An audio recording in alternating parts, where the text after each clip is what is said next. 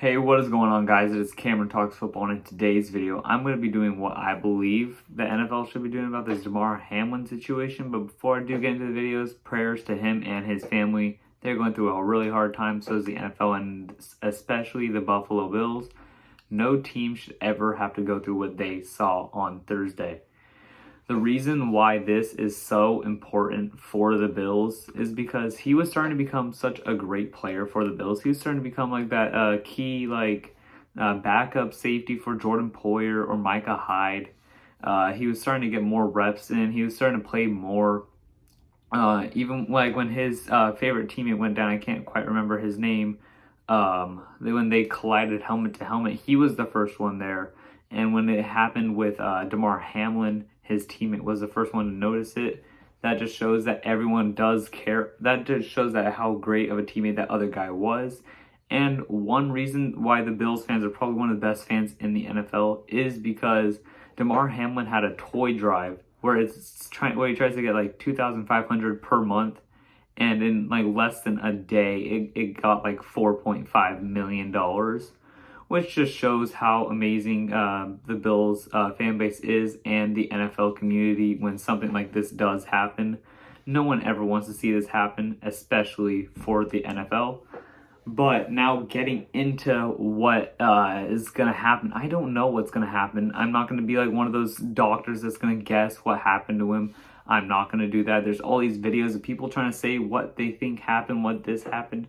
The only people that know what happened to damar Hamlin are the people that are working on him at that hospital in Cincinnati.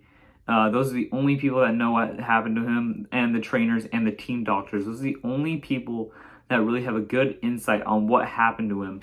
So far, the latest update I believe I saw was he's on 50% oxygen now instead of 100. They still want to keep him sedated, so they don't want to have him be fully awake and have all this happening. So there's no bad things that can happen to his body while he is fully awake. It's better to have him sedated and do all this stuff to him. So now he is slowly getting better. He's probably not going to return to the field this year. Probably next year. I think he definitely should take his time. His team is going to have his back for the rest of the season. They are going to make it far in the playoffs, I believe. Maybe even championship game or even the Super Bowl. They are going to be playing for him for the rest of the year. That is for sure. But now, what they're going to do about this game, I do not know. All right? I don't know if they're going to suspend it. I don't know if they're going to cancel it. I don't know if they're going to give him a tie. I don't know if they're going to push back every game a week. Because the Bills now play the Patriots on Sunday, and the Chiefs play on Saturday. So if the Bills won this game and the Chiefs the Chiefs lost on Saturday, the Bills would probably be resting their starters on Sunday against the Patriots. But now we don't know how this is going to go down, and they're also playing for the 1 seed. All three of those teams, the Bills, the Chiefs, and the Bengals, are all playing for that 1 seed. So if the Bills won, they would probably be getting that 1 seed locked up. And if the Chiefs lost, then that definitely would lock up that 1 seed. But if the Bills lost and the Chiefs won on Saturday, they would have the 1 seed for the playoffs.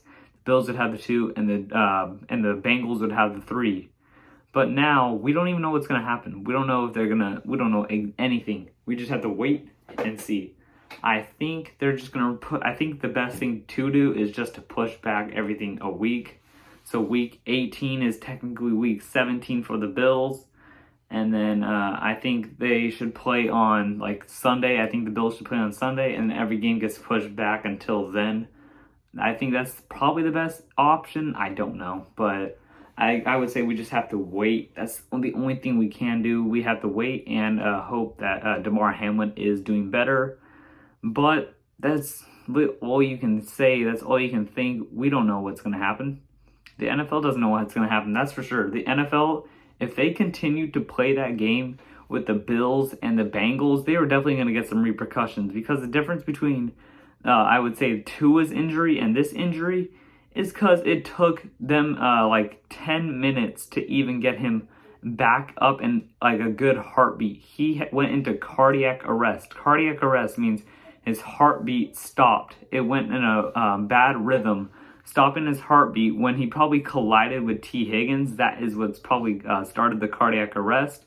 And they had to do CPR for 9 straight minutes is what some of the people were saying. 9 minutes of CPR just to get him back to be able to go into the hospital. His mom was there.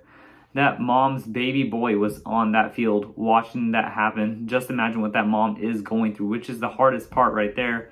And if the NFL decided to keep that game going, they were going to get some of the biggest backlash you were going to see in sports history, because a player almost died on the field. The last time a player died on the field was in like the 1940s or 1950s.